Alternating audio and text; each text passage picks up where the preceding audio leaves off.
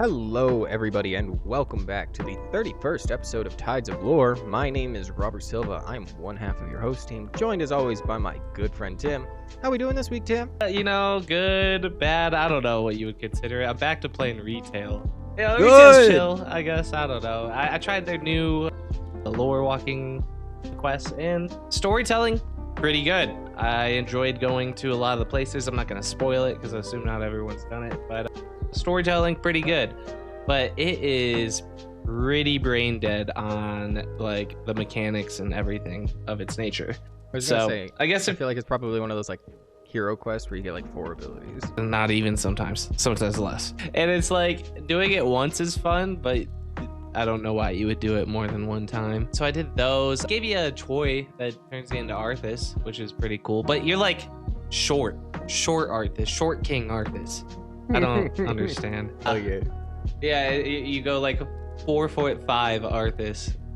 Like, holy moly. And then I did the Arathi quest, which was pretty cool as well, but I don't know. I'll let you do them and we can talk about them. I don't want to spoil too much on the pod either because people might not have done them, but I don't know. It didn't make me fall in love with like any, like, what's that new girl? Farron. It didn't make me like her anymore, and I think that was probably the goal. It was cool learning about some of what's happening back home in Azeroth. I did enjoy that, but it did not make me like Farron any better. So, but cool shoulder transmog, so that's cool. But yeah, man. I will also say that it was cool to. I haven't played through them yet, but I did see that we mentioned this yesterday that it's like one of the first times you really get a cutscene that your character's actually within. So, it's a tiny touch, doesn't really affect gameplay or lore or anything like that. But to just see my character running into the battlefield with his dope ass transmog, I'm like, that's my boy. That's him. Well, and the cinematics were cool in the sense that like they looked amazing. Like the facial movements in WoW traditionally sucked, but like everything looks pretty smooth and pretty good. And like, dude, our team in WoW, they're always knocking it out the park. I mean, I remember for the longest time I couldn't get a bunch of my closest friends to play World of Warcraft because they're like, it's ugly. And even now, a lot of them have that mindset, and I try and show them, I'm like, it's not ugly anymore. You have to understand, beautiful. It's been years. It's like it's been 20 years, and I hope they make it look better. I mean, I'm trying to think, like, I guess you could say like Final Fantasy 14 is maybe a better looking MMO, just in terms of maybe artistic style. But WoW's timeless, man. WoW's timeless because when you go to real like that, 10 years from now, when real games look even better, like WoW just, it doesn't crack, right? Well, because it has that blend of like the cartoonish art style mixed with these realistic elements, I think. So like that disconnect, that suspension of disbelief makes it a lot more tolerable, especially like when you said where like 10 years down the line or whatnot, you can look back and be like, yeah, that still looks good. Like I still look at Legion zones, I still look at Mob zones and stuff like that, and I'm like, these still look good. Yeah, they do. But yeah, I was a casual this week, bro. What about you? I was more of a casual this week, bro. I mostly was farming the Fire Festival stuff that they have going on, but I also, with the start of this new time walking dungeon event, the turbulent time waves that they're doing, I worked on creating a new Twink character because, as I mentioned, I think like 4 or 5 episodes back, I got my time lost proto drake on my Twink that I was using to farm most of these whoa. dungeons you don't, back in the hold on. You did not get the time lost proto drake. You were lying to the. Did I? What? Oh yeah, no, you're right. I am lying to the people. The Infinite Time Reaver back. I got that a few 5 episodes back, and I mentioned that. But what's really interesting is that even though that dropped for my level 12 shaman, I could not learn it until level 27. So I ended up turning turning his XP back on and leveling him up so that I could actually, acquire that mount. But then I was like, dang, I kind of miss having a super godly character. You got to make another. Yep, so I did, and I created a Fury Warrior that has, just obscene stats. Like, the Shaman, I've been mostly just gearing out in time walking gear, but this Fury Warrior, I've had him go to all sorts of different TBC dungeons on farm for a lot of it, and basically every single piece of gear that I have for that character has a prismatic slot, which for the people that don't play WoW just gives you the opportunity to put more stats on it. And with the way that time walking works, if you have more stats, sometimes you just become an insane god, even though you're only level 11. And yep, that's where my Fury Warrior's at now. He is just charge in, whirlwind, everything dies. Charge in, whirlwind, everything dies. It's nice running with you. I like playing time walking with you. Well, and I also love that character because, like, unlike my shaman, who I had to constantly be swapping back and forth between, like, my Ghost Wolf form and then using Chain Lightning, which hit a maximum of, like, 3 enemies, the Fury Warrior, I got some gems for him, so he runs as fast as a druid in cat form. Wow. And, yeah. What about... my guy, he's fine.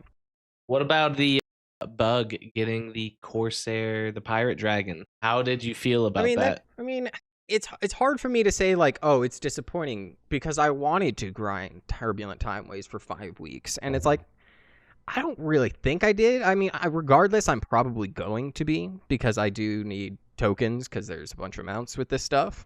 But yeah, I mean, it's fine. I love the mount. Mount's really cool. It's just, it doesn't really, it's kind of, not as satisfying as if I, actually had gone through with getting it properly. Oh, but, yeah. Getting it cool mount. Getting it the first night was crazy. I saw someone on it, and I immediately went to Reddit and I did my research, and then I tracked the achievement and I got it, and then I let you guys know immediately so you guys could say. Mm-hmm.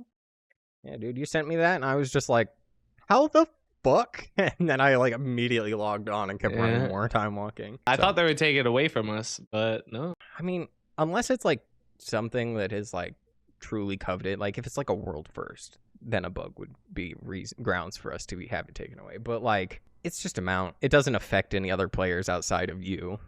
So, yeah. And it's one of those things where it's like, but it's your guys' fault. You guys coded this shit. Yeah. So you can't get mad at me. But yeah, so I've been up to Turbulent Timeways. I've been creating new twink characters. I've been watching reality TV with my fiance.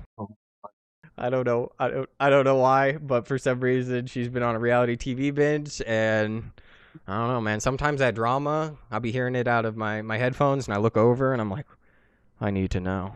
So that's mostly what I've been up to this last week. And you watched the Mormon Housewives? Yes, I have watched it. I haven't watched all of it because it's one of those ones I don't actually find interesting at all.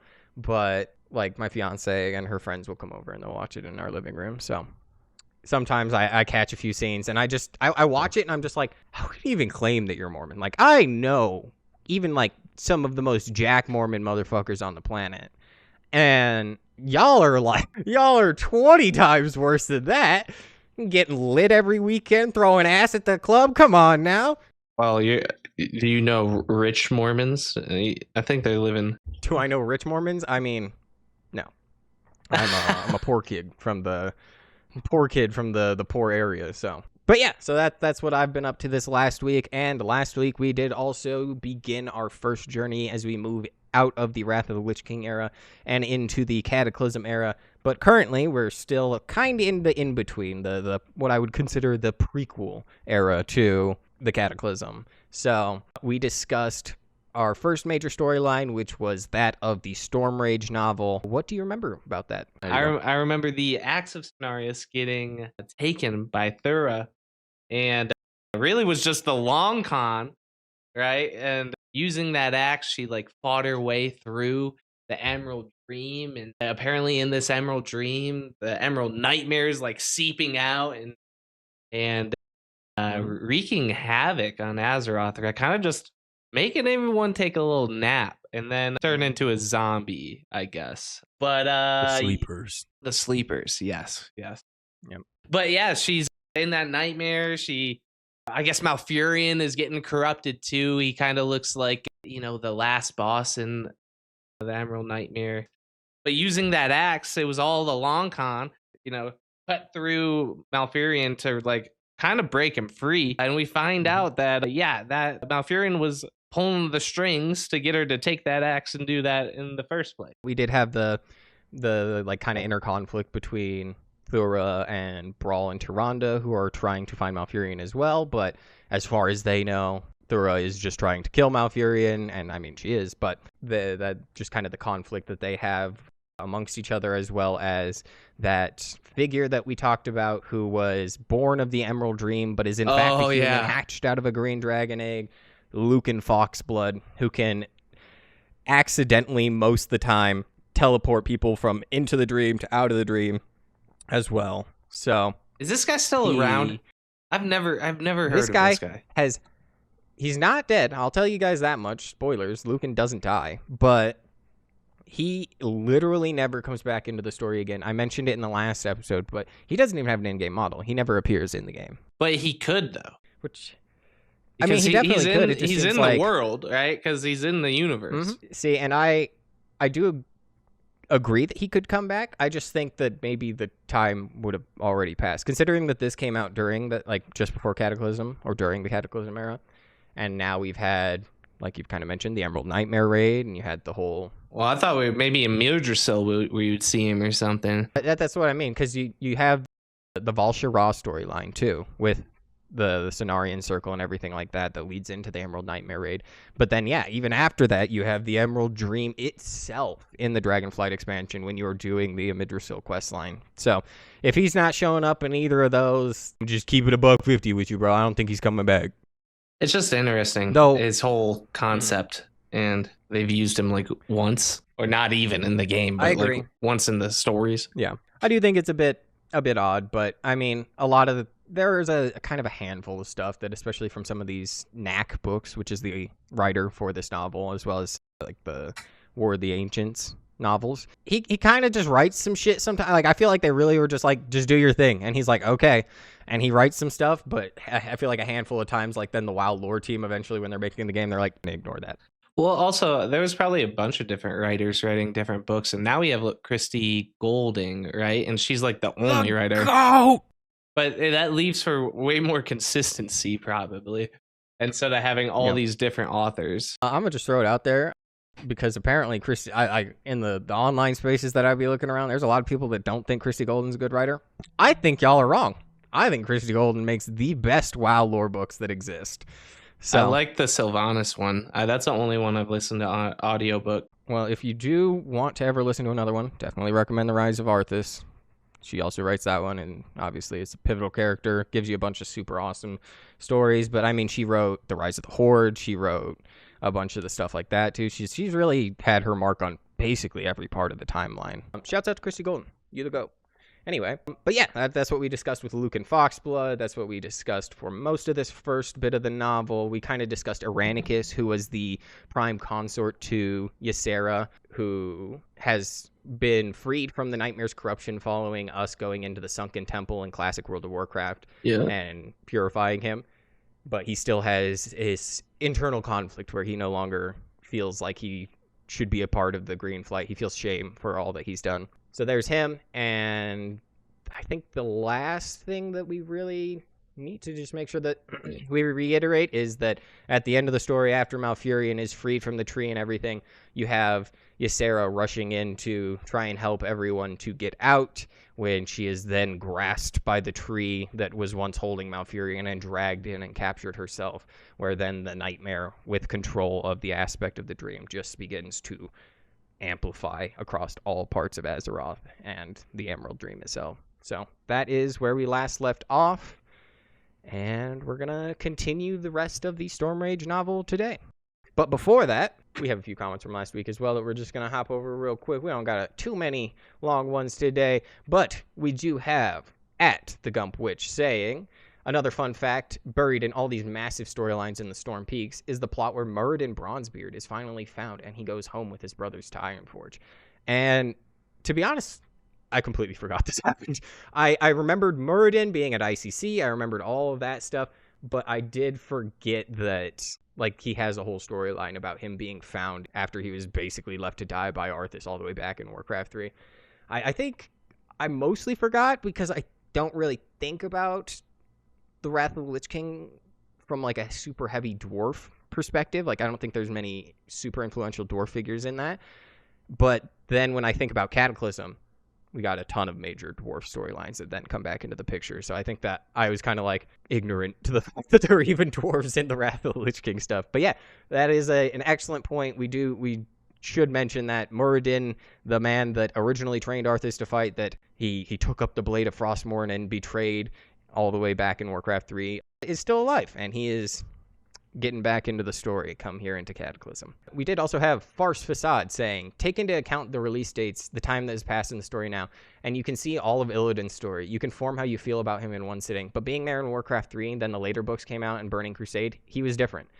Suddenly, he was a bad guy we were fighting. Sadly, so was Kael, which sort of fit into Illidan, but also felt jarring.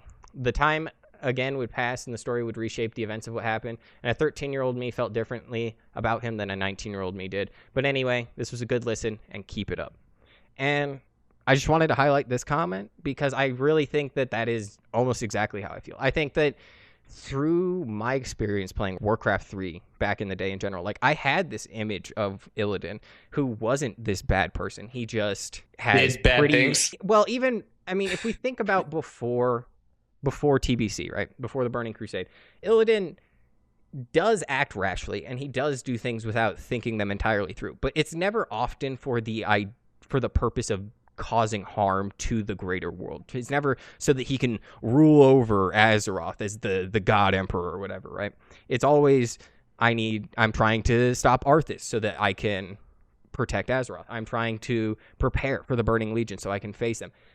But then it does reach that Burning Crusade point where a lot of the stuff that he does in it, you can still kind of justify it as like, well, he had to do the extreme lengths of things so that he could actually be prepared to face the Legion. And it just doesn't really, it's a lot of it just feels like kind of wanton violence and unnecessarily making him this evil person, which is why I'm not the biggest fan of TBC lore. I've mentioned this before. TBC is my favorite gameplay experience, but I do not personally think that it has very good lore. I think that a lot of it kind of feels like it was poorly shaped from the previous games and novels and stuff like that we've had, that makes Illidan into a bad guy, and even Kael'thas into a bad guy. Like, Kael'thas' fall from his position of leadership to take care of the Blood Elves to just becoming like this fell, corrupted guy, it doesn't really feel very convincing to me, at least for me. Like, I can understand some people if they're like, yeah, Fel does that to people. Sure. But for these grand characters that are so important to the WoW story, it could have been done better, in my opinion. It left a lot to interpretation, I feel like, in the TBC. And like, in retrospect, going back to our video ranking the zones, we rank zones very similarly in Wrath of the Lich King, but very differently in TBC. And I think it's because it was left to interpretation, and it's really what you thought or what you made of it, because the story just wasn't told well, right? And that you could see the big difference in Wrath of how well it's, or how much better they got at telling a story. I agree. I do agree.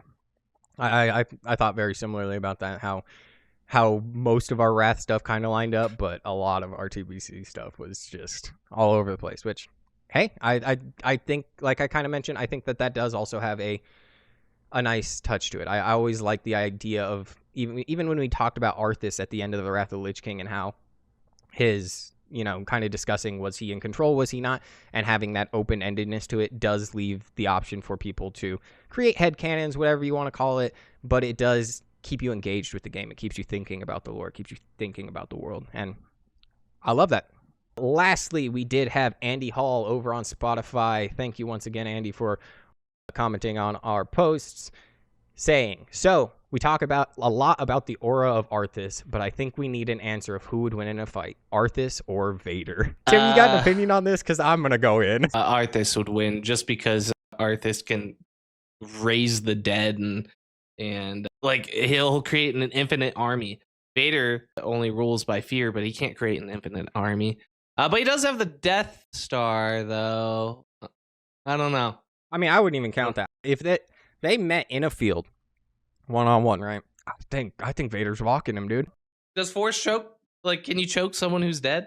Probably not, but I imagine you could chop off all of his limbs and leave him on the banks of a lava island in Mustafar, and he'd probably die. But I will say my lore knowledge on Star Wars is significantly less than most fantasy mediums, but I have read a few comics, and I've literally, I mean, you see just how insane Vader is, especially in a lot of the most recent like video games. If you've played the Jedi Fallen Order, there's a scene where you're walking through this underground base at the end. Spoilers for this game that came out in 2016, by the way. 2018, I think, actually. But literally, you're like running away from Vader this entire time, and he is casually walking through you as he uses the Force to just destroy everything. I mean, everything. The metal walls are just ripping to shreds, and water is beginning to pour. Ugh, dude, there's a scene in the comics where he Force grips a AT-AT into a tiny ball. There's a scene in the comics where he is literally surrounded by like 200 rebel soldiers, and he holds up his lightsaber and just says, "I'm surrounded by nothing but dead men." And bro, Vader would dog walk Arthas. And whoa, hold up. Well, he's the chosen one. You said they meet in a field. Okay. Could Arthas not just raise a shit ton of dead in this field? And how far away are they? Like, are we talking a football field away and Arthas has time to raise a bunch of dead?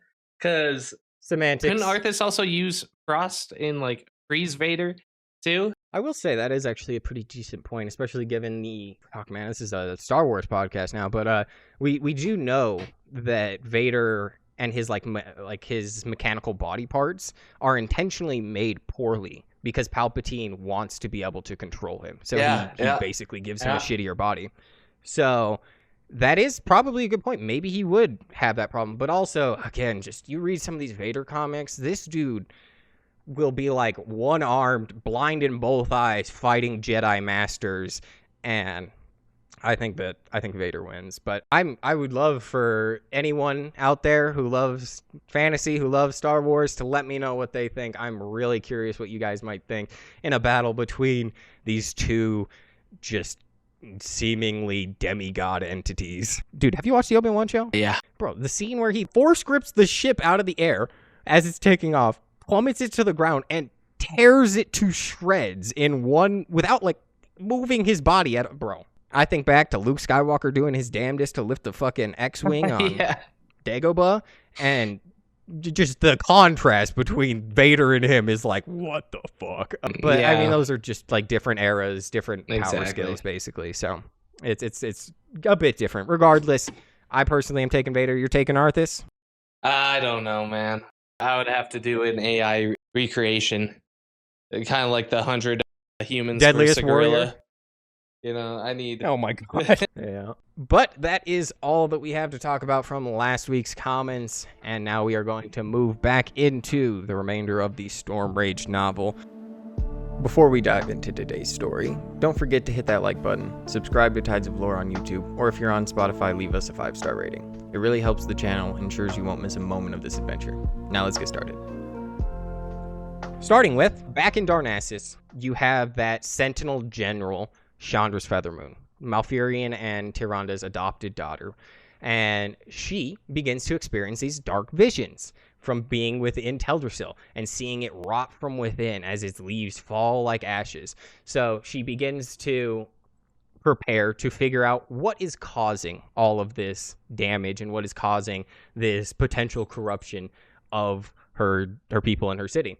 So she begins to investigate to try and figure out what's going on. And as she does, she gets caught up in some vines. And she's like, I swear I stepped over those vines. And she probably did, because they begin to basically wrap her up as if they're living on their own. And just as she's about to be crushed into nothing, a strong hand grabs the vines and rips them off and saves her from it. And at first she looks up, preparing to strike. She swings at the person in front of her, and it's Hamuul Runetotem. Hamuul Runetotem is like, hey, we've been noticing the Fandral's been going off the deep end. We're here to help you. Please, let's not fight or we're going to draw attention. And it kind of begins this little group of both Shandris as well as Hamuul Runetotem, who we mentioned was one of the few Taurans amongst the Cenarion Circle that we really know about. And there's another figure that we have briefly talked about, like all the way back in episode 6, I think it was, the druid known as Naralex, who was the druid who ended up going into the Wailing Caverns within the Barrens and falling asleep, and you have to do a whole quest line to wake him up and get him out of the Wailing Caverns because the Emerald Nightmare is basically beginning to pour out of there as well. all the way back in Classic. So this figure is also there, and they all begin to start their plan of confronting Fandral, as well as doing what they can to save Teldrassil, this world tree that they have founded. But that's where we come back to our big dog, Malfurion Stormrage, right? Nature will rise against you. Malfurion Stormrage, after witnessing Ysera get taken by the Nightmare, begins to try and channel his abilities of the Emerald Dream. And this is something that is really confusing, but I will try and make it clear. When you go to the Emerald Dream, normally as a druid, and you fall asleep, you're in what is known as a dream form. You're essentially an ethereal figure where you walk around in this area. But people like Brawl and people like Tyrande, who actually went through the portal to be in the Emerald Dream, they're physical. Like, their actual bodies are in the Emerald Dream. Malfurion's body is still within the Moonglade all the way back on Azeroth. So when he tries to channel the dream, he accidentally connects with his body once again, and he begins to fade out of existence. And as he disappears from the Emerald Dream in front of all of his companions, in front of Tyrande and Eranikus and Lucan and everybody else, he disappears entirely, and he suddenly wakes up in the Moonglade, which we might have, as we did mention last time, completely silent. There is nobody watching over the Moonglade. They don't know where the Keeper Remulos is, the child of Cenarius, who typically would be watching over this sacred place and training these druids and stuff like that. Don't know where he's at. All the rest of the druids completely unconscious. And Malfurion is also like, damn, within my veins, I basically feel fire. Like something is trying to kill me from the inside. And bro, this is like one of the coolest things that I think Malfurion does. I don't know why I think it's so cool, but literally he mentally focuses on every ounce of this toxin, essentially, that's within his body, and he clumps it into a big ball, and he just coughs it up. Wow. Yeah. And he then identifies it as Morrow Grain, which we mentioned back in Classic. We collected Morrow Grain for Fandral Staghelm, so hey, the lines are really starting to connect, aren't they? Oh my. I knew something shady was up with that guy. Yep. So with these toxins coughed out, he's like, I need to make my way back to the Emerald Dream. But then he realizes, he's like, actually, I think I'm needed somewhere else. So instead of heading to Ashenvale, which would be to the southeast, he instead heads northwest. And he begins to head for where he, before he fell into his deep coma, heard that the Night Elven people were looking to found a new world tree off the coast of Kalimdor, and he begins to make his way to Teldrassil. This would be the first time he ever sees Teldrassil. But back in the Emerald Dream, Tyrande, Brawl, Lucan, Thura, they're all together. And eventually, they are, as Ysera was getting captured, she manages to move them to a different place. And instead of being now just in this heart of corruption, they are only in a place that's kind of corrupted. They said it still has a little bit of the hint of the Emerald Dream that they all know. And that is when one of those undead, plague-ridden dragons shows up, Emeriss. Be reborn in the curse! And they just begin fighting with each other. Broxigar's axe really tears into this thing, and they do manage to fight off this world boss that we've faced back in Classic, Emeriss, wounding her but not destroying her as the nightmare begins to crawl in faster and faster. And they have this problem where basically they were moved to a location so that they could exit the Emerald Dream. Remember, their physical bodies are here, so they have to physically exit the dream. They can't just teleport out, basically. They have Lucan, but he doesn't know how to control it. And as they reach this dream portal, it's locked. And they're like, what the fuck? And you get the information that now that the Nightmare basically can freely enter into Azeroth, having controlled Ysera, it doesn't want anybody coming into the Nightmare. So it basically begins to seal off all of the portals that lead into the Nightmare.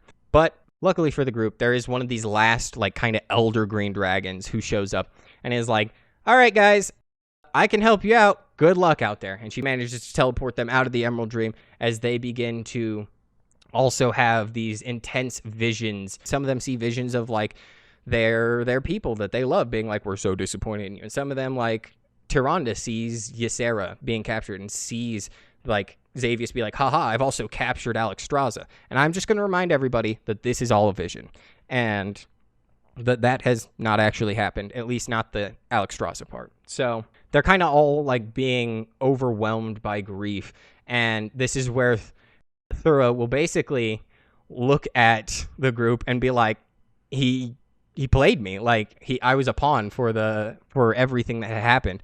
And it's when Brawl and Tyrande are like, no, Malfurion just knew that you were needed so that we could succeed here. And she's like, did we even succeed? And I guess we'll check in with how they're doing in just a second, because Malfurion, as he's flying across Azeroth in his Stormcrow form, he sees just forests of rot, skies that are turning black, and these animals that are just feral, sleeping monsters at this point, basically. And back in Darnassus, Shandris is being attacked by these nightmare foes and being dragged into this enclave they stole the idol of Remulos from all the way back before. And with that being the case, Fandral does manage to reveal himself, and he captures the two druids as well as Shandris, and he's just like, I won't let any of you undo my plans. Teldrassil is my baby, and I love it. As you begin to see more and more this shadow that stands over top of Fandral's shoulder, basically whispering into his ear his vision of his son that he lost all those years ago, and just driving him crazy, essentially. And at this time, that boy Malfurion arrives.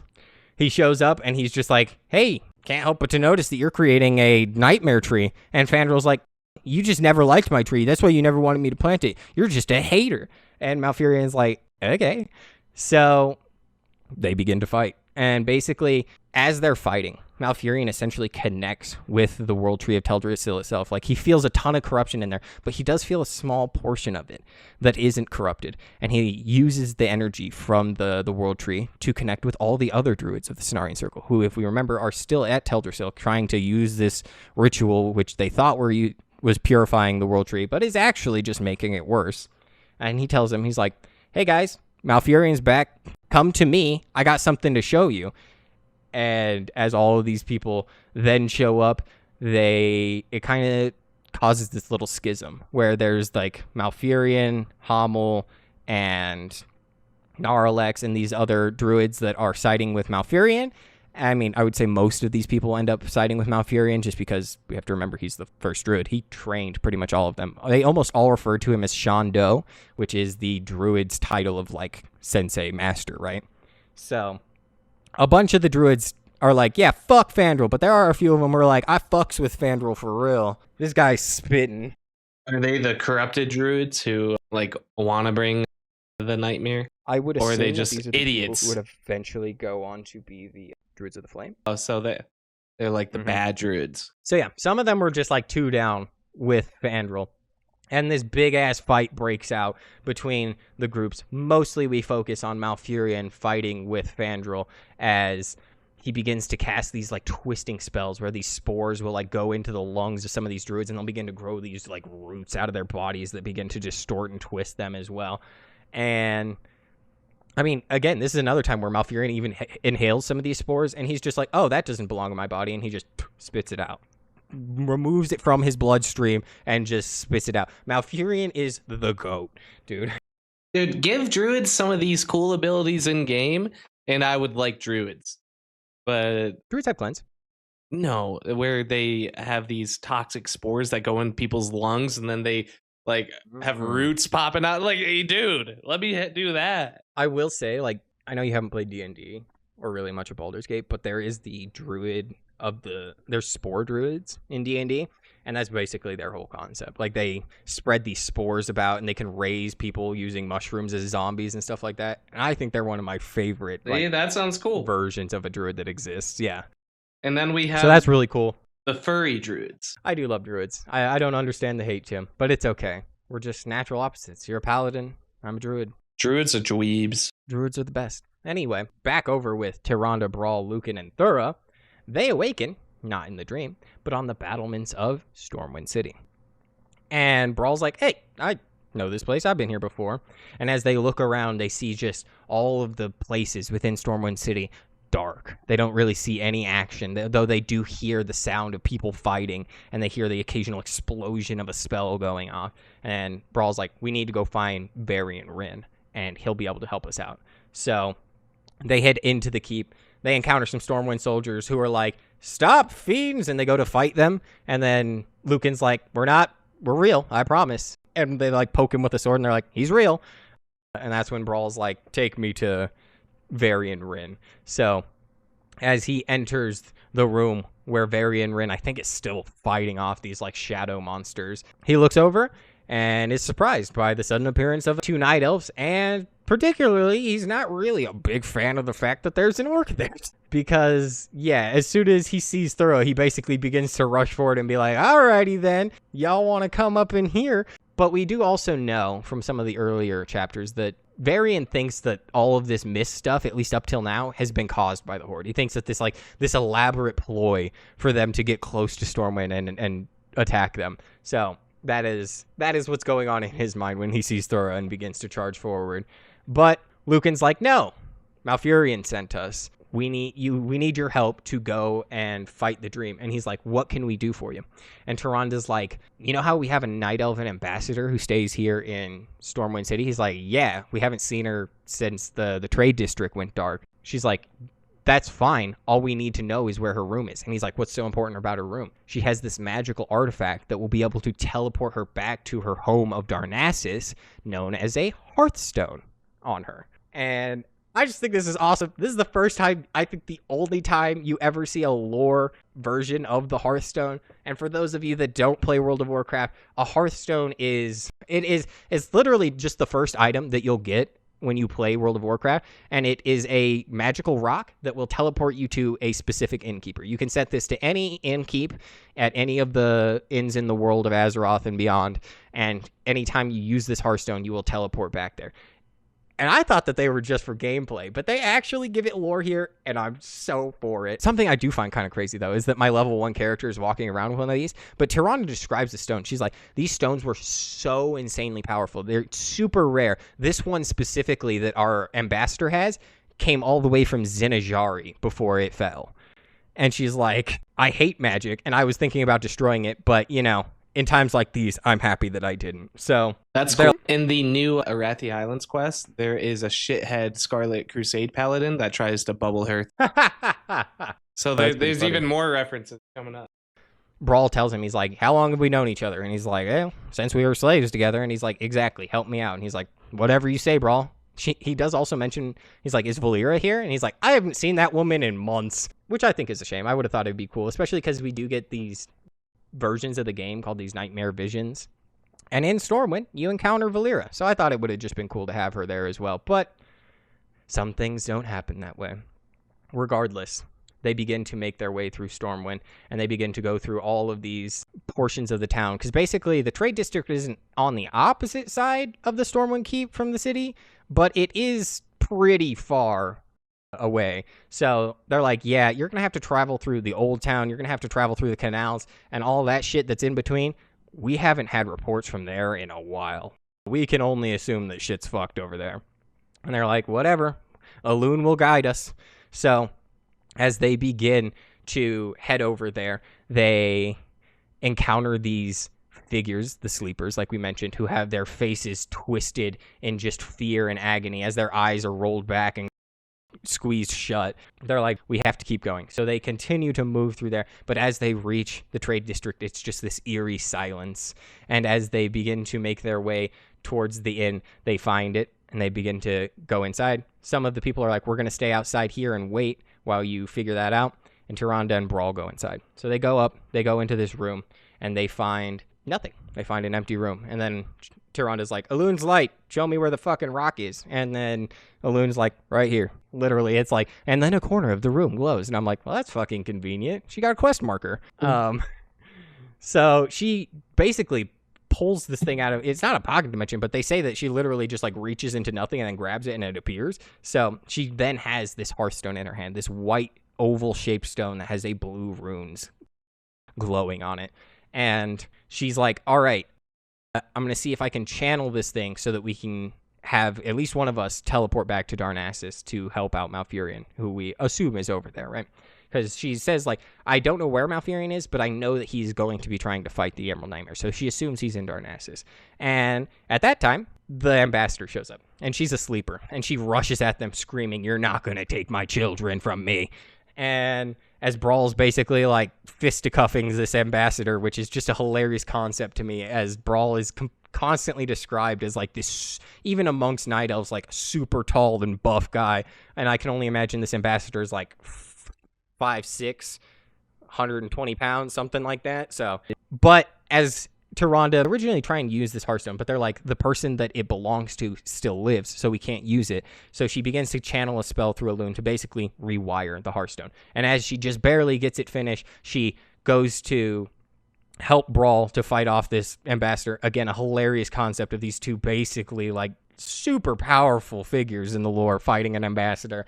But she gives it to Brawl, and she's like, you take it. Like, I think that you'll be more help than I will be in Darnassus. And at first he's like, no, that can't be true, because we also have to remember Brawl has a lot of inner conflict. Brawl constantly still doubts on himself for having let his daughter die, for having been born with those antlers, like we mentioned, that great druids are born with, but never truly becoming an archdruid and living up to his potential. So he has a lot of inner conflict. He's like, no, you can't be right. And she's like, I am right. Now get the fuck out of here. And he's like, all right. He channels his energy through this Hearthstone and teleports out of Stormwind City and appears over in Darnassus. Was there an hour cooldown? I can only assume so. But still in Stormwind City, you had Luke and Thura fighting off all of these sleepers that had begun to rush the location that they're at. And at first, they're like, we can't kill them. They don't know what they're doing. And then one of them lunges at Thura, and she's just like, well, that was the wrong move. Chops his dumbass in half. He still got the axe? She still has the axe. And she's just like, hey, man, like, if they're going to try and kill us, like, there's only so much we can do if we don't want to also die. So, unfortunately, I'm going to be killing these motherfuckers. But that is where they do begin to experience the feeling of the nightmare becoming so much even more intense that they begin to experience nightmares of their own and see shit like that. Well, they are all beginning to struggle with the nightmare. We have, back in Darnassus, basically revealing the depths of his madness to Malfurion and everybody else about how his son Valston is going to be here and how he believed in the World Tree and the World Tree rewarded him by giving him his son back. And they're all, again, most of them are like, oh my god, this guy's insane. But then he also kind of reveals like, yeah, I also have this vine. I would just call it a vine. I think they describe it as a branch. Basically this just corrupted black branch that has been existing in Teldrassil, that has been giving it so much corruption through however long that Fandral has had it. And as Malfurion and Fandral just begin to go at it, these vines and wind and rot just clashing in this battle of druids, you have like all the other druids beginning to face off as well, like Hamuul, like Naralex, who unfortunately gets knocked unconscious. Malfurion is basically desperately trying to save Fandral and be like, look, man, like, this isn't too bad now. We can undo this. We can be friends again. Fandral is just like, shut the fuck up, Malfurion. I wish you had died for real.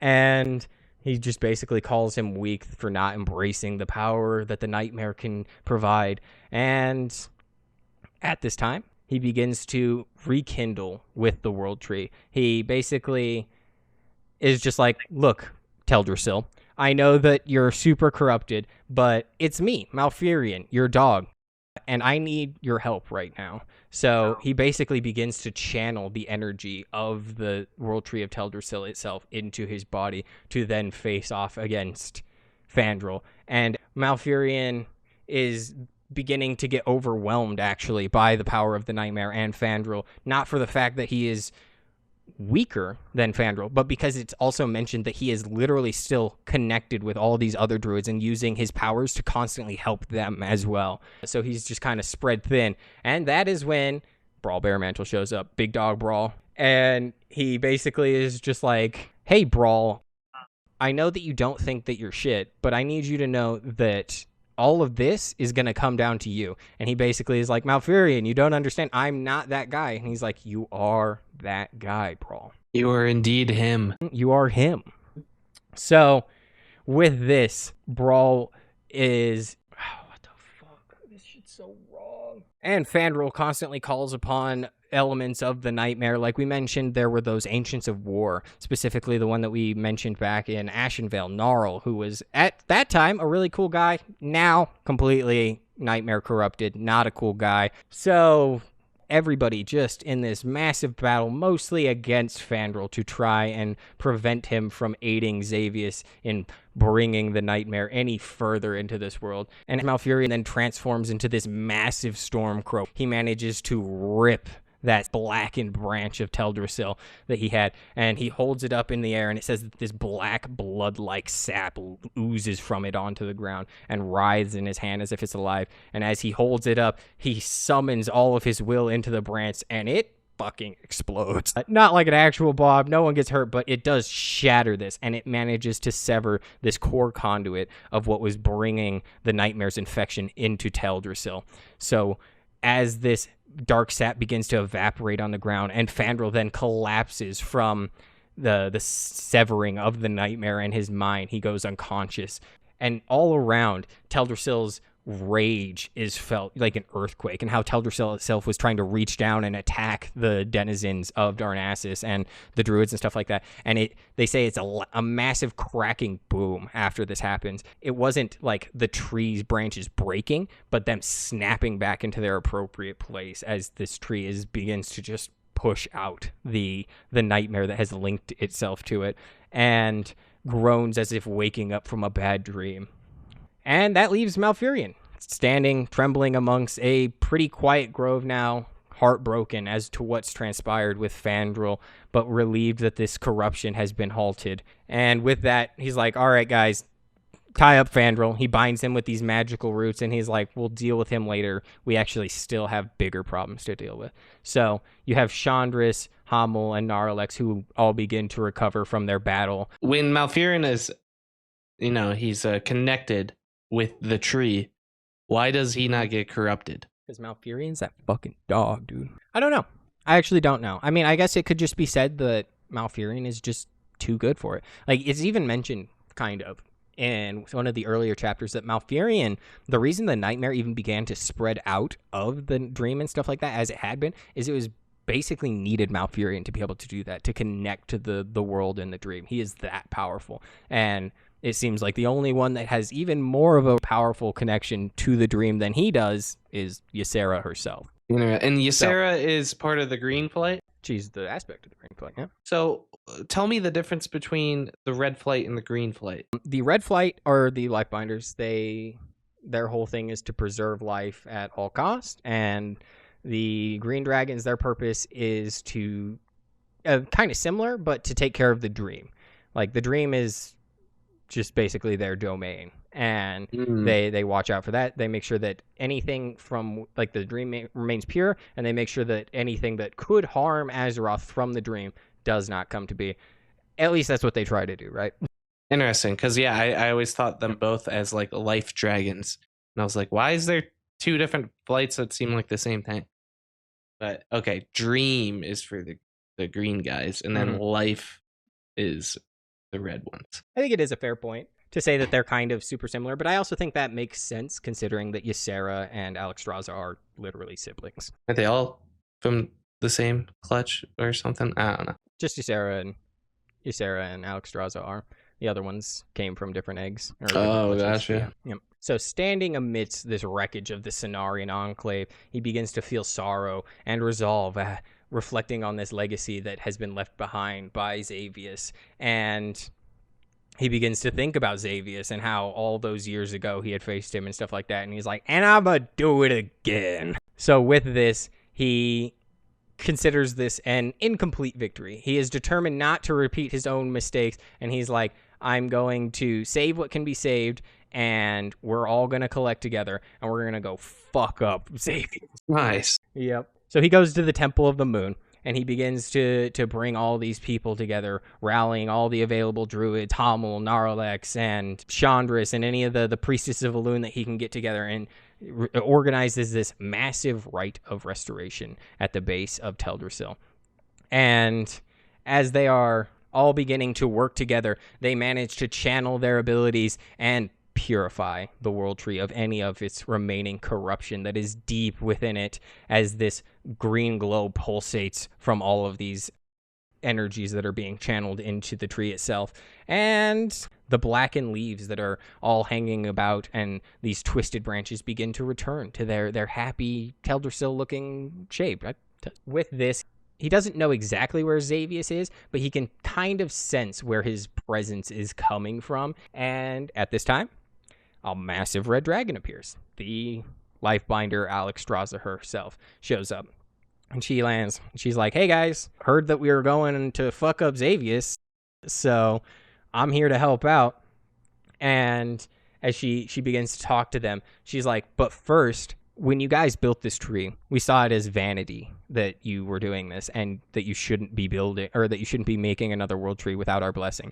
But I see now that doing that is kind of what caused a lot of this in the first place. So in this time, I will grant you my blessing. So Alexstrasza does bless the World Tree of Teldrassil, as it then flourishes with even more life from the blessing of the Lifebinder herself. Does this give them immortality? Give them immortality? No. Okay. The reason they actually had immortality before was that when Nordra still stood, they had this blessing from Norsdomu, of the Bronze Dragons of Time, saying that as long as the tree stood, they would be immortal. But then Gotcha. Up, so. Yeah. Thank you for tuning in to Tides of Lore. If you're enjoying the story, don't forget to like, subscribe, and share with your fellow adventurers. Your support makes all the difference. Thank you. But yeah, that's where Malfurion is just like, all right, guys, the Nightmare seeks to seal off the Emerald Dream. We have got to go on this final confrontation with the Nightmare, and it's going to take place in the Emerald Dream. So he basically is like, I'm looking for any volunteers to go rescue Ysera and fuck up Xavius once and for all. And every single druid present steps forward without hesitation, as does Shandris and the Sentinels. And this just goes to show that Malfurion's the GOAT. But Malfurion basically thanks all of them, and he's like, thank you guys so much. Like, I could not do this without you. And he's like, by the way, did Fandral always live in the Enclave? And they're like, no, actually, he just barely built this new place like a little bit ago. They had it like spawned in by some roots. And Malfurion's like, oh, well, let's go check that out. Because as we mentioned, the Emerald Dream's basically having all of its entryways sealed off. But as he goes into this former home of Fandral, he finds the last active portal to get into the Emerald Dream. And at that time, Malfurion and all of his allies then plunge into this portal, into the swirling emerald mists, as he begins to prepare to go and face Xavius. At this time, Lucan then teleports Tyrande and Thura and all of them into the Emerald Dream as well to go and aid Malfurion as best that they can. So they find themselves in this Forsaken Valley, and as they arrive, it's immediately a fight, right? I feel like that's what happens every time they enter the nightmare or the dream or whatever. But they arrive. Those world bosses, Lethon, Emeriss, they're just like, hey, we're happy you're back. Anyway, time to fight. And as they do, they begin to see the Nightmare basically reaching for Thura and trying to get a hold of the axe of Cenarius, or the axe of Broxigar. And Tyrande kind of realizes that this is part of their plan, that they want to somehow get a hold of the axe of Cenarius. During this time, it's kind of a full circle moment, as Tyrande then spends most of this fight doing what she can to protect Thura from the Nightmare as they are fighting together in this time. Stark contrast to fighting each other just a little bit ago. But as they fight off these dragons, you get some more teleport here and teleport there and magic Nightmare Emerald Dream stuff there. You eventually have Malfurion regrouping with his allies and emerging at the Eye of Ysera. Remember this place? Yeah, super fucked up place. But he also finds that a ton of the other races of the druids are arriving. You have the night elves, and you have the Tauren. You even have some Furbolg and green dragon spirits freed from the corruption that show up to help this battle. And he mentions that it's like the biggest time that so many different races have come together to fight something since the War of the Ancients itself. Any Worgen? You know, that's such a missed opportunity in my opinion, because the Worgen are in the dream, right? Oh my god. That would have been sick, watching the Worgen fucking tear apart the Nightmare. Oh my. What the hell, dude? Come on, I came up with that just off my head. My headcanon's that they're there. Yep, that's my headcanon. And with that, they summon a pretty formidable army into the Emerald Dream to go and face off against Xavius. And that is when a familiar figure will actually appear before both Thura and Lucan Foxblood, as Tyrande is doing what she can to basically hold the line and protect them. And she's basically like, make a run for it. I'll hold them here. And this figure appears before Lucan and Thura, and it is the Keeper Remulos, who we mentioned all the way back at the start was like, don't take the idol of Remulos. You don't need it. And is one of the sons of Cenarius, who emerges from behind this dying tree, and he's limp and pale from fighting with these nightmare figures, but he brings the news that it is basically the breaking point. They do not have really any more time to fight the nightmare. You have to go and you have to defeat Xavius now, and you have to free Ysera. Otherwise, everything is fucked. And what is actually something else that I found interesting that I didn't really mention is that when Malfurion gets freed and Ysera gets captured, he tries to save her, but she basically is like, no, you're more important here. And those words echo with him throughout like the back half of this story, because he's like, how could I be more important than the aspect of the dream itself? So he's got a lot of conflict. He basically has doubts that Ysera made the right choice in trusting him to lead this. But that is where unfortunately Tyrande then does get captured by the elements of the nightmare. Basically, they plan to use her as a bait for Malfurion, and this actually pisses off Thura, who kind of is like, she's our ally. Like, I don't, like, even if we had beef before, we fought with each other, you know, and we're bonded in battle, so I'm going to make my point to go and save her if I can. So with this, with Thura, Lucan, Malfurion, all the armies of Azeroth begin to rush in to fight against the nightmare in the Eye of Ysera. Lucan and Thura are actually beginning to get overwhelmed by the nightmare, so Lucan's like, I only have one option, and he goes to teleport them, and as they teleport away, they appear in Azeroth, and the axe of Cenarius is gone. And, well, she just begins to flare up in anger. She's like, you son of a bitch, where's my axe? She's like, did you do this on purpose? And Lucan's like, I didn't do shit. Like, the weapon must have been taken into the nightmare somehow. Like, I don't know what happened. I was just trying to help us out. And as this happens, these gnarled roots begin to burst up and lash at them, as if even the land itself wants them dead. And as they're fending off these attacks, they come across this cave entrance with this flickering emerald light inside. And as they head inside, they find Eranikus. Yes, that the same one that we talked about earlier, the once noble consort of Ysera, who is, again, just kind of moping. Like, again, he even before was moping, but now that Ysera's been captured, he's like, I let her get caught again. Like, I can't believe I failed her again. And with this frustration radiating from him, he makes an attempt to then coordinate with Thura and Lucan to go save Ysera. And he's like, it's a good thing you have the axe of Cenarius, but then he looks at her hand and he's like, where the fuck's the axe of Cenarius? And with that, his joy sinks at seeing them and thinking that he had found a way to help her, and he assumes that he is going to fail once again because the axe is absent and Tyrande isn't here and they don't know what they're going to do. So with this, he growls and says that if Xavius could tap into the power of the axe, that he could empower the nightmare even further, and that there would truly be no hope for anyone that lives on Azeroth. So, though he is conflicted, he is like, I still need to try. Like, even if I am going to fail, like, what is there to lose at this point? Like, I'm going to either lose or I'm going to lose if I fail, right? Like, so, maybe I'll win. So he's like, all right, guys, let's figure this out. And back with Malfurion, he sees this vision that he's given of Tyrande being chained to this throne of roots, unconscious, and Remulos, who relays this information to him, basically is like, hey, Broxkar's axe is in enemy's hands, Tyrande's been captured, shit's looking thick again, brother.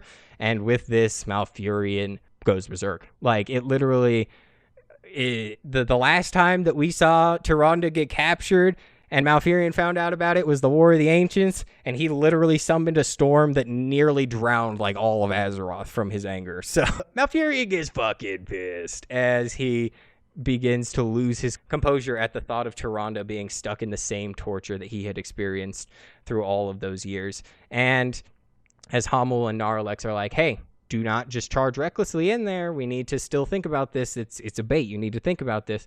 And then in an attempt to basically rally his entire army, he channels the dream through Lucan, through all the druids that he's around, and he basically sends a message out that Remulos and I will confront Emeriss and free Tyrande.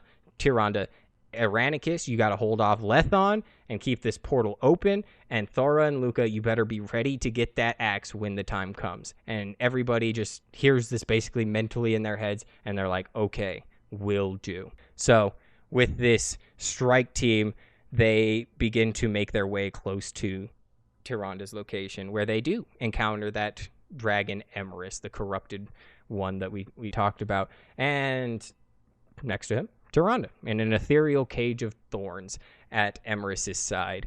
And also, you now have Remulos standing corrupted by the nightmare next to this nightmare dragon as well. And she mentions, she's like, yeah, he tried to save Tyrande on his own, but I overwhelmed his dumbass, so I'm gonna get him too. And, well, this pisses off Malfurion. Emeriss basically laughs at him, being like, yeah, don't you like my new pet? Pointing at Remulos. And this is where Remulos then lunges at Malfurion under Emeriss's control, and they begin to battle. And Malfurion finds himself in this duel with his friend, with the son of his mentor and this person that he's known for thousands and thousands of years, as they begin to battle with each other, and he's trying to break the spell. But Remulos's face is just blank with these nightmare fumes pouring out of it, and it is, already kind of an uphill battle because we mentioned, one of those nightmare dragons is there as well. But with the aid of his druids, with Malfurion being the goat, he does manage to withstand the attacks of both of them and battle to his absolute best of his abilities, where eventually Malfurion, fighting through his anguish, realizes that the nightmare is using Tyrande to make him reckless, and his friendship with Remulos to make him hesitate. And doing that, he steels himself and begins to cast a spell, basically binding Remulos with these spectral roots and just keep him pinned down long enough for him to at least rescue Tyrande and get that card out of their hands. So at that time, Tyrande then does wake up from her nightmares from within that cage, and though she's weak, she sees Malfurion and senses his presence, and with that, she does what Tyrande usually does. She calls on Elune. She's like, Elune, fuck these dudes up for real. And this radiant beam of pure moonlight slices through this nightmare as it begins to shatter the thorny prison that is around Tyrande. And as she drops to the ground, the dragon Emeriss roars in anger, enraged, as she rushes for Tyrande. But just before she can, Malfurion intercepts the hit that she was about to do, taking the brunt of it as he goes fucking flying. And he is wounded, but he does manage to slash back with his sharpened roots that he's been summoning. And Emeriss goes into a frenzy. She is cornered and desperate and just begins to exhale this massive cloud of plague fog that she spits out. And seeing this, Tyrande then channels one more final gift from Elune, basically engulfing Emeriss, and as this light just burns this dragon, it screams out in agony, and as it shrieks, the light strips away all of this nightmare corruption before this ghostly silhouette of what was once Emeriss is just laying in front of them, and then fades into dust as well. Why does it take Malfurion to be there for her to pop off? Why can't she just call on Elune? Why does she need Malfurion there? I mean, in fairness, she doesn't. We do skip over a lot. Like, there's a lot of back and forth between all the different groups, so I'm trying to keep it somewhat consistent. But you do see through a lot of this story, and I have to imagine this is over the span of, like, literally one day or some shit like that. And she is constantly calling on Elune. Like, there's a scene where she summons, like, 9 clones of herself, like, light clones, using these sentinel glaives as they're all battling each other and shit. And it said that as she runs through the forest, like, when she originally ran away from Brawl, like we talked about last episode, to go find Malfurion, it said that the footsteps that she leaves behind glow with the radiance of Elune. That's pretty cool. So, yeah, she's constantly calling on. I mean, there's another scene where she summons a spectral weapon that looks like one of the Sentinel War glaives that she's fighting off.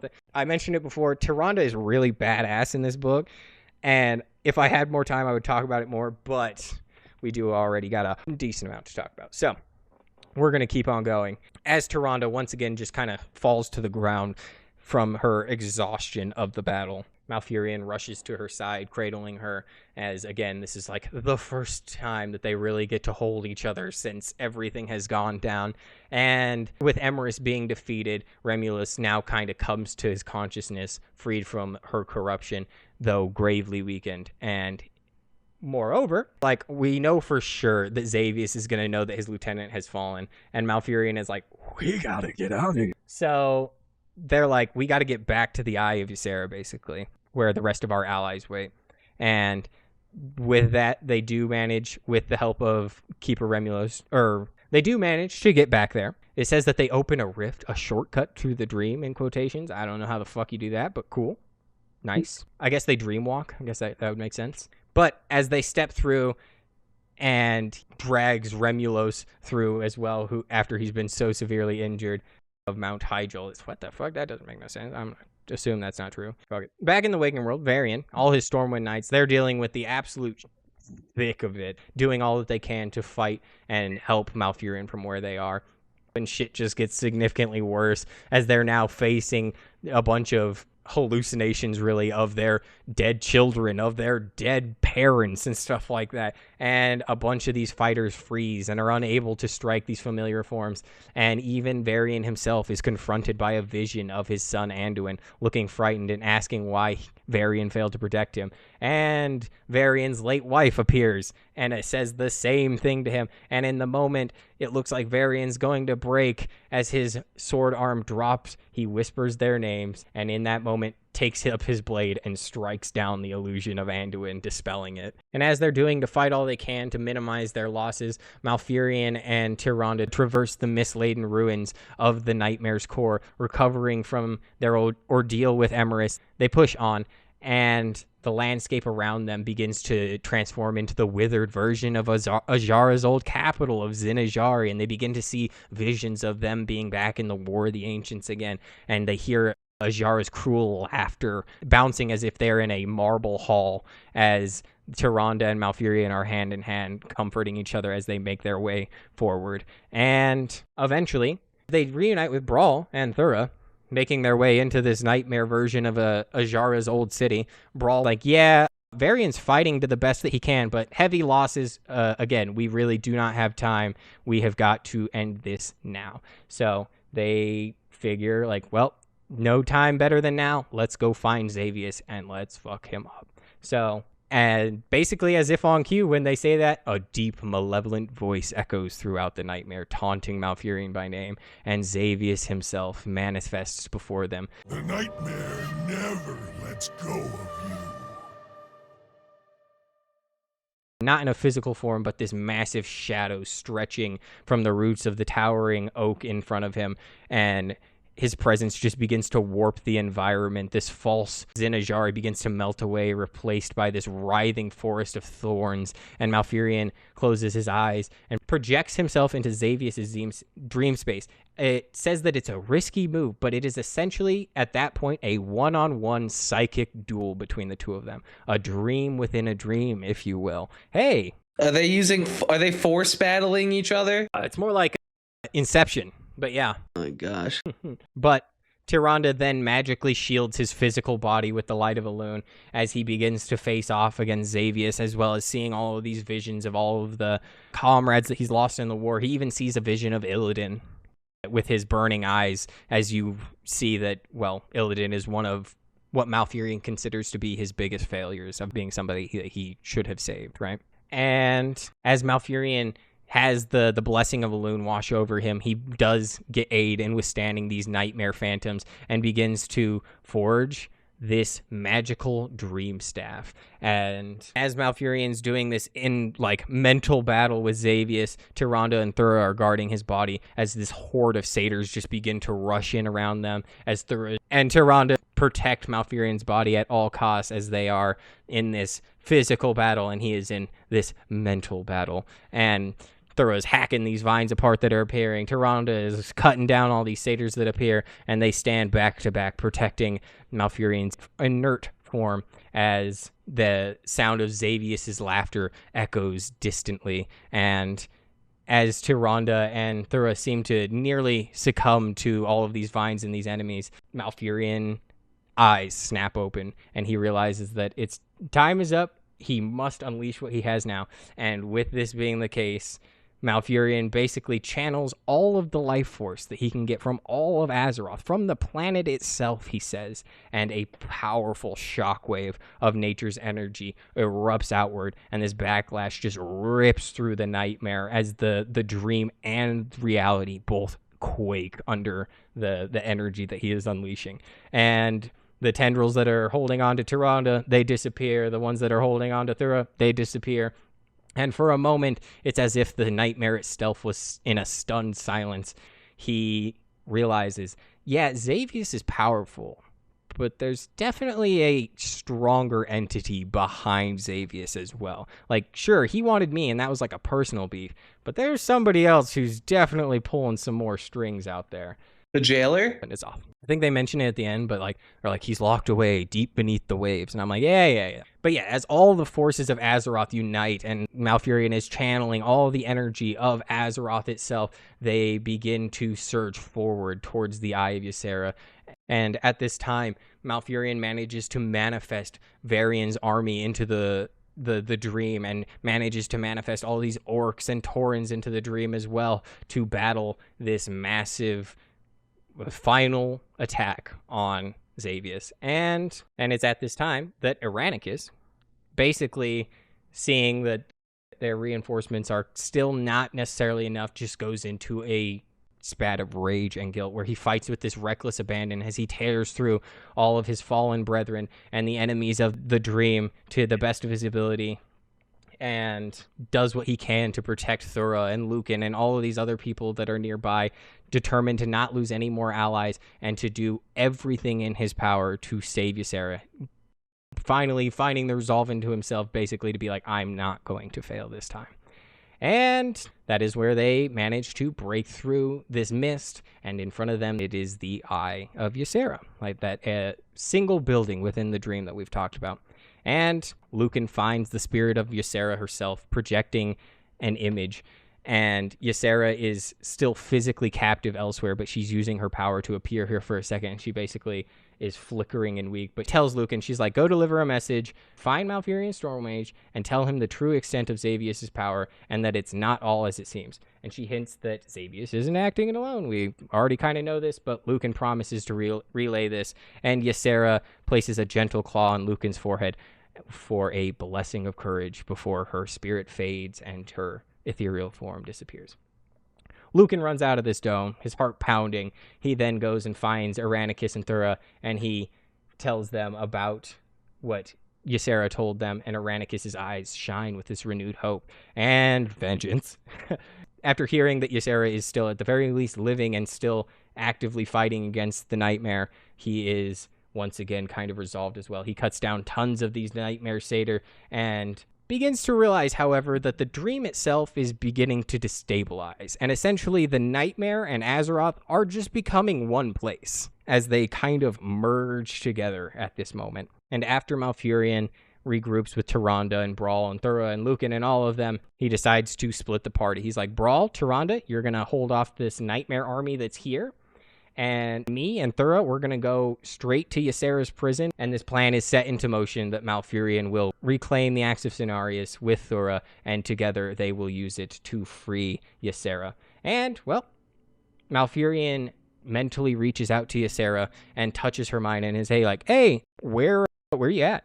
And she's like, I am in this massive gnarled tree at the center of the battlefield that has these basically pulsating void-like growths coming off of it. And inside of that massive tree is actually my cage. And he's like, all right, cool.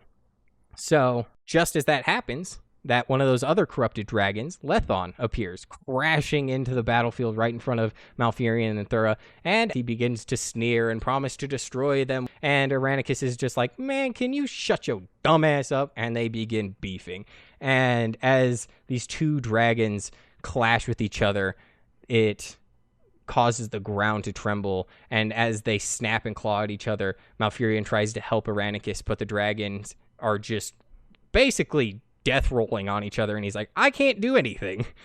And as Tyrande is battling with all of these satyrs and stuff like that, she calls upon the light of Elune to bless them in their quest, and Eranikus, despite having actually been severely injured during this battle, knows that he's going to save Ysera. So as he is literally beginning to bleed out from his injuries, he makes the sacrificing play to grapple Lethon as he dives both of them headlong into the base of the tree. And the shock of the nightmare energy just erupts from it as he slams his own body into this nightmare tree. And when the dust settles, Eranikus and Lethon both lie motionless amid the shattered roots. But with this, it does manage to work, and the Green Aspect's prison cracks, and as she bursts forth from this tree in her dragon form, I dream and the world trembles. She looks over, seeing the dead Eranikus and seeing all of these people who have fallen to the nightmare, and with a sorrowful touch, she absorbs what remains of Eranikus' essence, thanking him for saving her. And at this time, her eyes flare with a massive green radiance as she begins to turn her wrath on the nightmare and summons the full power to push the nightmare's influence out. And yeah, as she does, she basically just spits green dragon fire. It's not actually fire. It's more like they describe it as like a dust almost. And she begins to turn the tide, just basically single-handedly pushing the nightmare out of the realm of the dream. And with that, morale begins to skyrocket a bunch amongst the people of like Variance forces, amongst the people of the druids and whatnot. And with that, they do manage to defeat, for the most part, the Emerald Dream. With that, you do still have Brawl and Thura standing before that misshapen tree that she bursts out of. And they do know that deep within this tree is where Xavius had retreated following Ysera's liberation, focusing all of the remaining energy of the nightmare that he could into this one last stand in this area. And as Thura and Brawl begin to make their way closer to this tree, the mists once again begin to pour out of it thicker than ever. But she marches forward, compelled by a sense that this is her destiny, given to her by Broxigar. So, as the two of them march into this area, Thura actually does see Broxigar's axe in this, like, basically floating, not floating, but like in a stand made of thorns. And she basically knows it's a trap and is like, I'm reaching for it anyway. Stop me.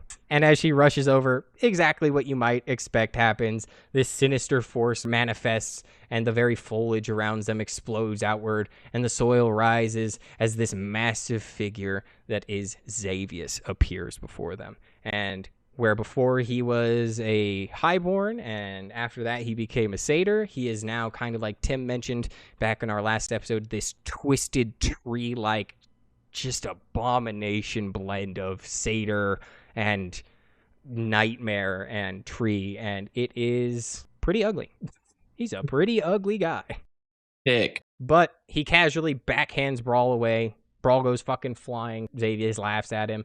And at this time, he then begins to give Thura nightmares, being like, of seeing visions of people being like, you failed to kill Malfurion, like you failed your purpose, you let Brox down and stuff like that. And in that moment, as she's holding onto the axe, her grip begins to loosen as she loses a little bit of faith. And the plan becomes clear that Xavius wants Thura to become corrupted and take up the axe of Cenarius to turn it on her own allies. And, well, sensing this, Brawl's just like, yeah, that's not going to happen. So he snaps Thura out of this dreamlike state, and he shifts into the form of a great cat as he jumps onto Xavius and rips at that motherfucker. And once again, that ancient guardian Gnarl appears, that same entity that Malfurion kind of saw earlier, though it was just a shade, they say, at the actual tree of Darnassus. Just this ancient of war, a massive ent that has this twisted agony on its face. They begin to battle with each other. But she does manage to recall the truth that she has learned throughout this journey, that Malfurion didn't murder Broxigar, that her uncle died a hero's death long, long ago,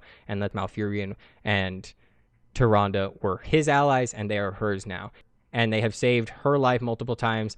And with this, her hand once again grips onto the axe, not in hatred, but in a determination to honor Broxigar's real wishes of protecting Azeroth. And Xavius senses her defiance and begins to try to consume all of them. Basically, the nightmare tree that is behind all of them just groans and splits open, revealing this gaping hollow like an endless void that just begins to suck them inside, pulling all this debris and corpses and combatants alike all into this area as Brawl begins to lose hold of Gnarl, who he's still battling with. He turns into a bear form, slams onto the ground, and holds on for dear life as Gnarl gets sucked in and is absorbed, his moan just getting muffled as if disappearing entirely. And Thura, being significantly less heavy than a druid bear, is lifted off of her feet entirely and begins to just slide towards this gaping hollow, clawing at the ground as she does. But just as she's about to be swallowed, that radiant silver light that is so familiar encircles her as Tyrande throws out a lasso of moonlight just in time, pulling her back from the edge of the void. And with this being the case, Tyrande's other hand is casting moonbolts. And as Malfurion and Tyrande both arrive to aid their friends, Malfurion summons a ton of wisps, who we haven't really talked about recently, but are essentially forest spirits. They are what surrounded Archimonde during the Third War at the World Tree Nordrassil and ended up causing the massive explosion that we saw. And so, yeah, he calls upon a bunch of these wisps to come help him out, and they swarm Xavius's tree form, doing the exact same thing, where they then detonate in this flash of light that forces Xavius to recoil in pain. And with him momentarily distracted, the void seals shut as Brawl regains his footing and rushes to Thura to help her up. Malfurion goes to help them out as well, and they realize that they must strike the heart of the Nightmare's power, the colossal corrupted tree itself, to undo all that's happening. So Malfurion channels every ounce of remaining druidic magic in his body and calls upon the dream itself, the dragons, the ancients, the spirits, all loyal to the dream still, to begin to concentrate their energy through him. He's essentially doing a spirit bomb from Dragon Ball Z. And as Tyrande stands guard, fiercely repelling any of the nightmares that try and interrupt him, he does fully become empowered by this united force of all of the dream. And Malfurion then directs Brawl and Thura that the tree must fall. And with Tyrande's blessing and Thura's orcish strength, bolstered by Elun's light, they all begin to glow with this radiant greenish silver glow. And as they begin to all, as one, charge towards this grotesque trunk, Thura gets a hold of Broxigar's axe fully, swinging it with all of her might, Brawl morphing into this massive glowing bear, smashing into the tree with all of his might, and their combined blows manage to crack this nightmare tree's bark so deeply that this black blood, like we mentioned, just begins spouting forth from it as Xavius howls in agony. Sensing that this is the decisive moment, Malfurion raises his new staff that he had manifested within the dream while he was in the mental battle with Xavius,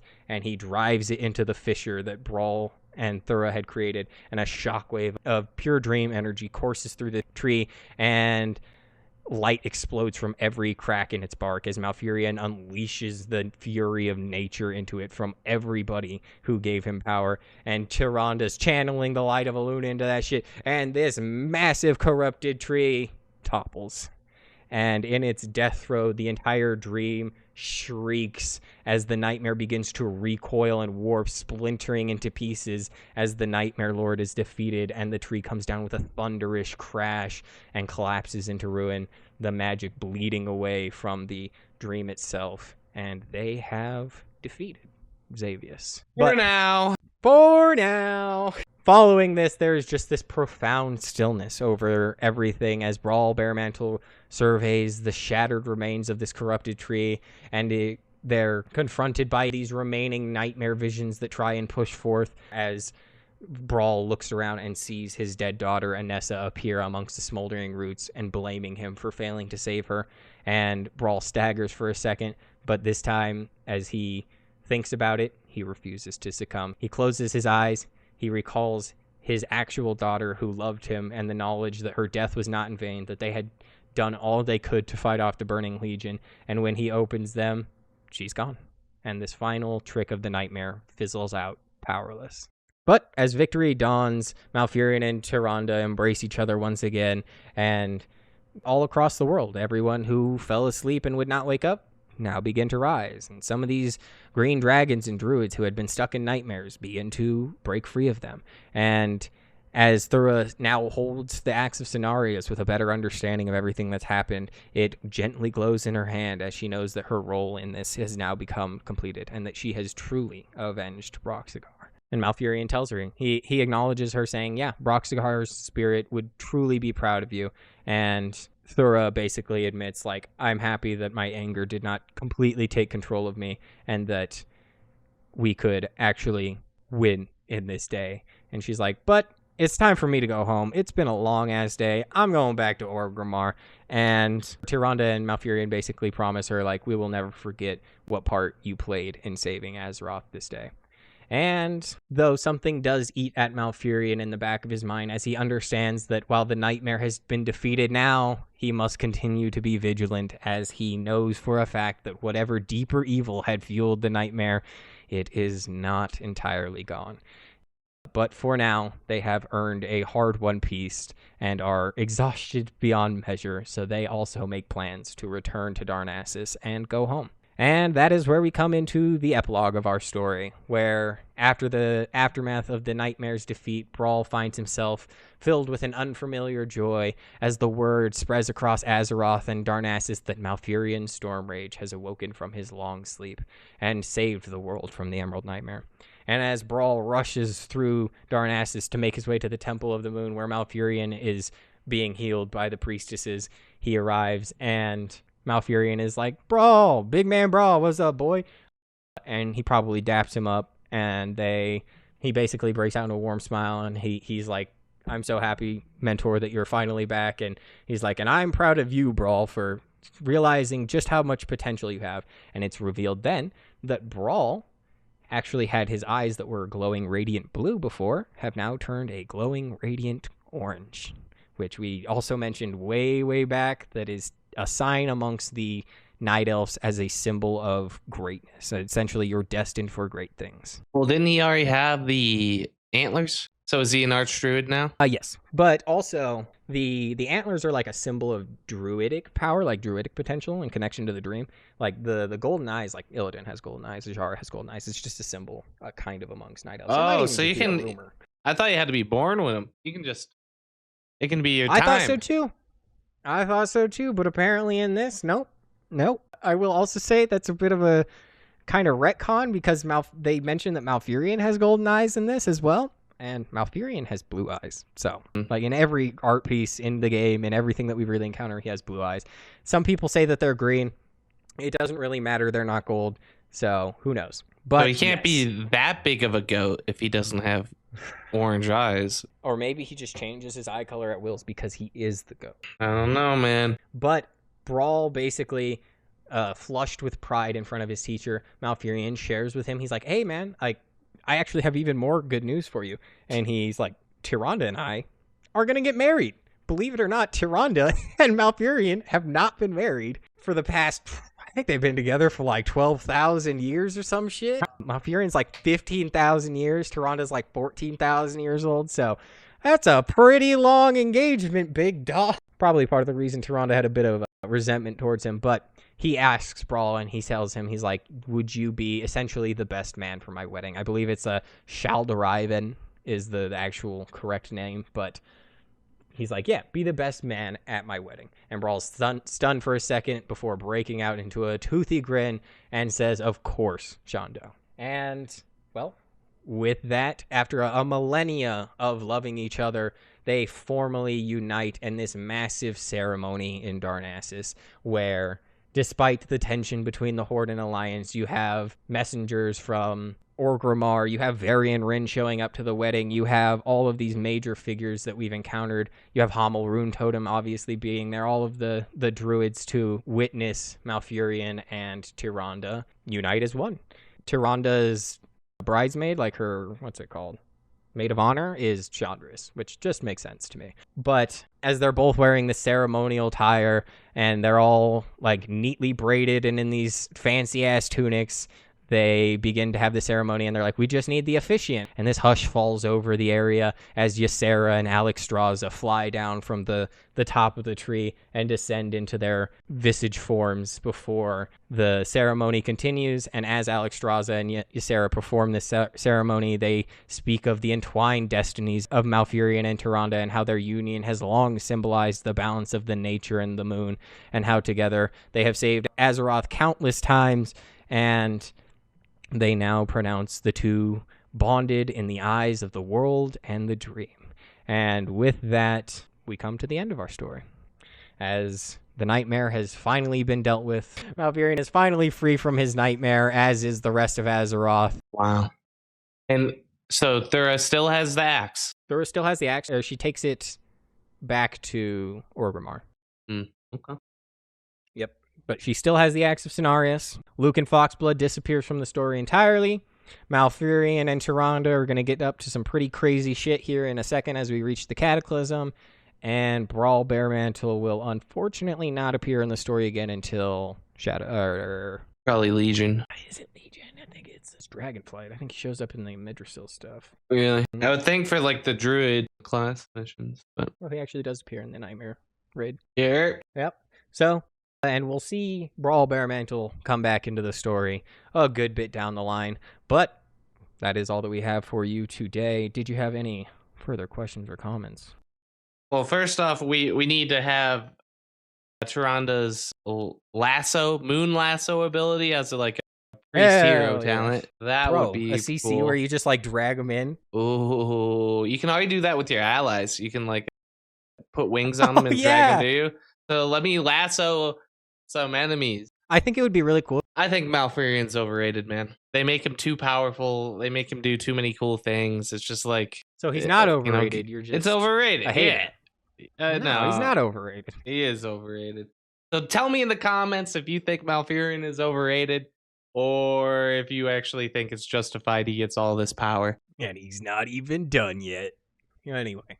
But yeah, let us know what you guys think. Is Malfurion the GOAT or am I a glazer? Let us know what you guys think down in...